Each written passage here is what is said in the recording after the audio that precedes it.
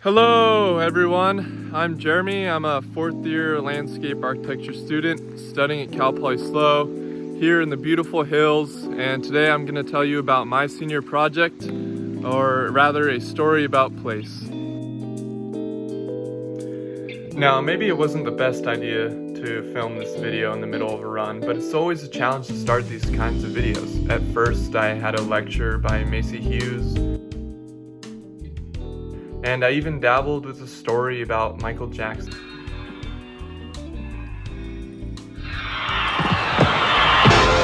Then I called my parents. Fittingly, their story was a great start to my own. A long time ago we came home we're driving home for hours from vacation. We got off the freeway and drove to the baseline. I pointed up into the mountain, tell you and your brother, this is the Mount Baldy, and this is your home, your mountain. And then it was strangely quiet in the back of the car. So I looked back there and you were both crying. You were so happy to come home because you knew you belonged there.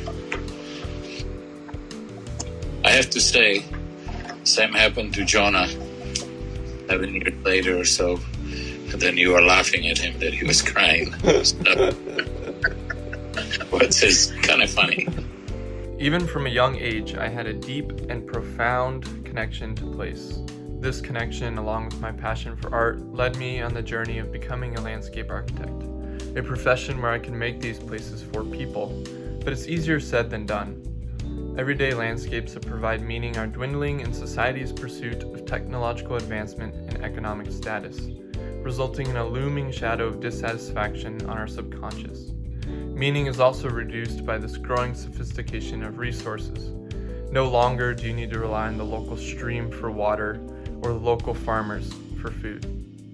This loss of meaning has severe consequences. It reduces our sensual pleasure with the environment and the relationships that result therein, leaving us illiterate to the sensory and ecological world that surrounds us. Not only is our relationship with our environment degraded, but so is our relationship with the community. Our neighbors become strangers, and the home just becomes a protective shell and no longer a place. The loss of love of place, and therefore community, undermines the power of democracy itself. It engenders an atmosphere of mistrust and skepticism, so far as to diminish the social efficacy to such a degree that populations feel hopeless to enact change in their environment. Based on personal anecdote, I would go so far as to say this atmosphere has percolated itself into my own class. I've experienced this sentiment from my colleagues multiple times. There is a clear need to make meaningful places and to reassert the social power of landscape architecture. But landscape architecture, principally concerned with public space, is best positioned to create meaningful places. In fact, I believe the true power of landscape architecture is its ability to make the most deep and profound values of community in tangible form. This enables populations to regain control over their environment and their civic responsibility. A place that has a real sense of community is both committed to its landscape and the people are committed to each other. Now you may be asking, Jeremy, how do you plan on achieving these ends? And my answer to this question is my thesis. Drawing enables communities and designers alike to create compassionate empathy and to engender inclusive, equitable, and diverse places. And I'm not talking about drawings used for final renders for presentations, but rather observational drawings, ones which reveal the values behind physical manifestations in the landscape. Often when I do a painting, people say they've noticed mundane details that they never noticed before, but were intrinsic to their understanding of the place. And you may not take my word for it, so how about we look at what Lori Olin has to say. One of the most amazing ways to learn about the world is to wander around in it and actually do drawings, to draw it. Or William Johnson. So that drawing in this spontaneous, seductive way is a dialogue inducer. And Harriet Pattison. Would just like to see the artists come back into the world of landscape architects. My project is about drawing and about place, about creating community in the places where I will design in the future as a landscape architect. But before I can outwardly affect the environment in a positive way, I have to understand my own values of place. Once I understand and identify my own values associated with place, I may use it as a basis to understand community-wide values.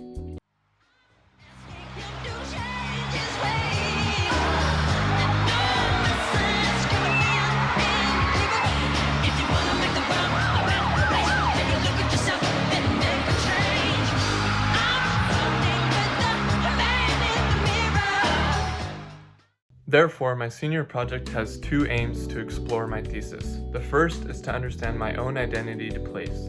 To do this, I'll embark on a journey of self-discovery using the framework outlined in Randolph, Hester, and Amber Nelson's book, Inhabiting the Sacred in Everyday Life. Within this framework, I'll draw at least 10 sacred landscapes to me, create a timeline of my homes and myself, and finally analyze these exercises to create my own definition of a place manifesto. The second aim is to apply this understanding I gained from my personal journey to a design project. It will be based in the city of Vallejo at Carquinez Park, which lies at the intersection of Highway 80 and Sonoma Boulevard. This site was chosen for several reasons. My personal aspirations led me to the Bay Area for professional work. As such, I want to jumpstart my understanding of the local area by conducting this project. I'll also be working in San Francisco this summer, and so the site is accessible to me. Vallejo is in Solano County. Solano is the poorest county in the Bay Area according to median household income.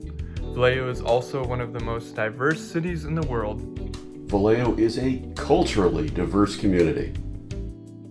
Here's a list of the top 25. You'll see Vallejo number 1. And poor areas and areas of diversity are shown to be at risk for health issues and reduced access to public space. This emphasizes the importance of landscapes that have meaning to the communities. At a site-specific level, this park was identified as lacking amenity for the community by the Greater Vallejo Recreation District.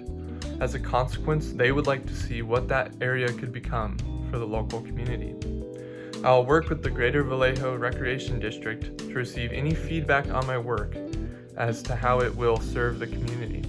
This method is used because of constraints on the project timeline and manpower, making it infeasible to meet with the community in public meetings.